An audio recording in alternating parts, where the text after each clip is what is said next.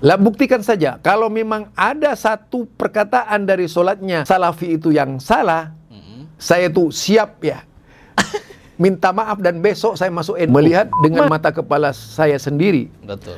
Perbedaan meninggalnya Wahabi dengan perbedaan meninggalnya Aswaja itu sangat berbeda. Bismillah, alhamdulillah, wassallallahu wasallam ala rasulillah.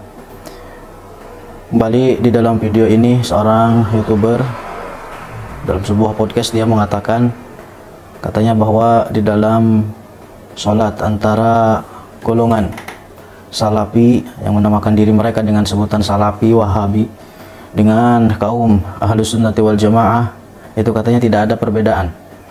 Kita katakan bahwa iya, Anda tidak akan mendapati perbedaan di dalam gerakan-gerakan sholat yang dilakukan.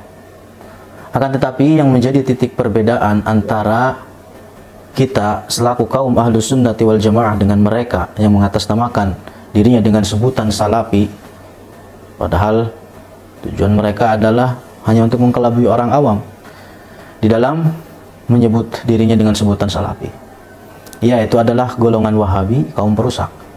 Apa yang menjadi titik perbedaan diri kita selaku kaum Ahlus Sunnah dengan mereka adalah bahwa mereka golongan Wahabi ini di dalam sholat mereka itu tidak menyembah terhadap Allah.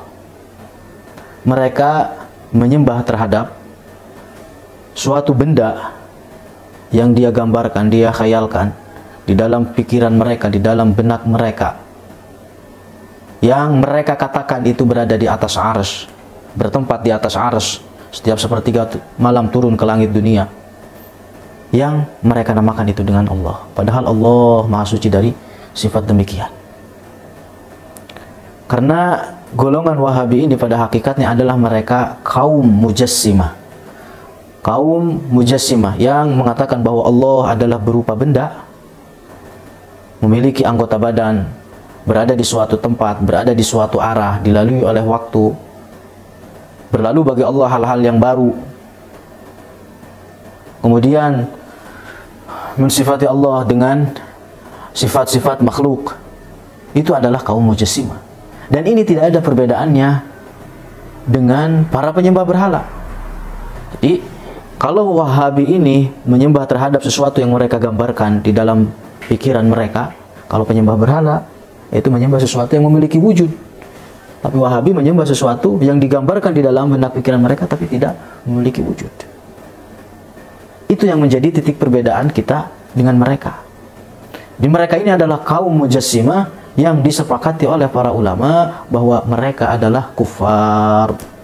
Sekarang berikut ini akan kita kutip pernyataan para ulama dari kalangan Ahlus Sunnati wal Jamaah tentang kekafiran orang mujassimah seperti golongan Wahabiyah. Yang pertama, di dalam kitab Ma'rifatul Hujaj Syar'iyyah karangan Al-Imam Al-Bazdawi, beliau meninggal tahun sekitar 490 Hijriyah. Beliau mengatakan, qala al-qadi radhiyallahu anhu, la khilafa anna min ashabil ahwa'i man yakfur nahwal mujassimati wa amsalihim. Jadi tidak ada perbedaan di kalangan Ahlus Sunnati wal Jamaah bahwa sebagian ahlul ahwa, jadi mereka golongan sesat itu ada dari mereka yang sampai kepada batas kekufuran. Contohnya seperti apa? Golongan mujassimah dan semisalnya. Kemudian perkataan ulama yang selanjutnya di dalam pengkafiran kaum mujassimah seperti Wahabiyah adalah dari kitab Syarah Aqidah Imam Malik As-Shaghir karangan Al-Imam Abdul Wahhab Ibn Ali Ibn Nasr Al-Baghdadi Al-Maliki, meninggal tahun 422 Hijriyah. Beliau mengatakan, wa dzalika ya'ulu ila tajsimi wa ila qidamil ajsam wa hadza kufrun inda kafati ahli Islam. Dia adalah bahwa keyakinan tajsim yang meyakini bahwa Allah berupa benda, duduk, bertempat di suatu tempat, berada di suatu arah, dan orang yang meyakini tentang qidamul ajsam, bahwa ada suatu dari makhluk yang tidak memiliki permulaan, maka itu adalah kufrun inda kafati ahli Islam. Disepakati oleh kaum Ahlus Sunnati wal Jamaah bahwa itu adalah merupakan keyakinan kufur. Kemudian di dalam kitab Najmul Muhtadi wa Rajmil Mu'tadi karangan Ibn Muallim Al-Qurashi, meninggal tahun 725 Hijriyah. Beliau mengatakan di dalam subbab Bayanu Aqsamil Musyabbihah, penjelasan tentang pembagian golongan-golongan musyabbihah. Al-qailina bi dhawahiril kitab was sunnah. Jadi golongan musyabbihah ini adalah mereka yang menyerupakan Allah dengan makhluknya, seperti Wahabiyah di zaman sekarang, yang mereka ini adalah kaum yang kaku, kekeh, memegang teguh dohir kontekstual dari ayat-ayat dan hadis-hadis mutasyabihat. Di dalam kitab ini dikatakan wa haula'i kulluhum kafarah. Jadi golongan musyabbihah ini adalah kulluhum kafarah. Mereka semua adalah telah keluar dari ajaran-ajaran agama Islam. La'anahumullah, semoga Allah melaknat mereka. Wa la'ana man yaqulu biqaulihim Allahumma inni ataqarrabu ilaika bidzalika fataqabbal minni innaka antas samiul alim.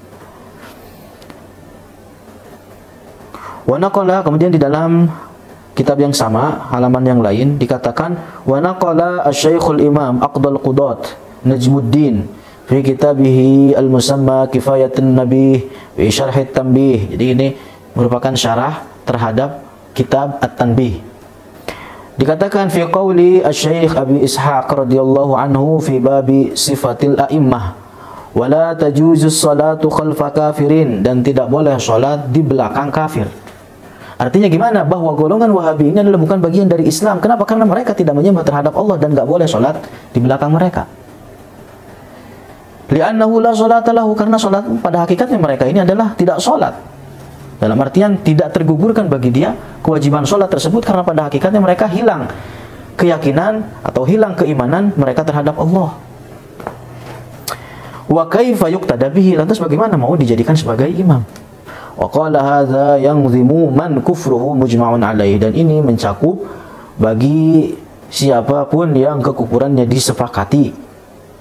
Wa man kaffarnahu min ahlil kiblati, dan orang yang dihukumi kafir bagi orang tersebut dari kalangan ahlul kiblah. Artinya apa? Ada dari umat ini, golongan dari umat ini yang mereka perbuatannya sama seperti kita, melakukan sholat, menjalankan puasa Ramadan, tapi apa? Kita selaku kaum Ahlus Sunnah tersebut itu apa? Menghukumi kepada mereka bahwa itu adalah ajaran yang keluar dari agama Islam. Contohnya seperti apa? Kal qailina bi khalqil Qur'an, seperti orang yang mengatakan bahwa Al-Qur'an adalah berupa makhluk. Wa bi annahu la ya'lamul ma'dumat qabla wujudiha, dan orang yang meyakini bahwa Allah tidak mengetahui suatu makhluk sebelum terjadi atau sebelum adanya makhluk tersebut, itu adalah keyakinan kufur. Wa man la yu'minu bil qadar, dan orang yang tidak beriman dengan qadar. Wa kadza, lihat, wa kadza man ya'taqidu anna Allah jalisun 'alal 'arsy. Begitu juga orang yang meyakini bahwa Allah duduk bersemayam di atas arsy. Kama hakahul qadi al-Husain huna an-Nass Syafi'i radhiyallahu anhu.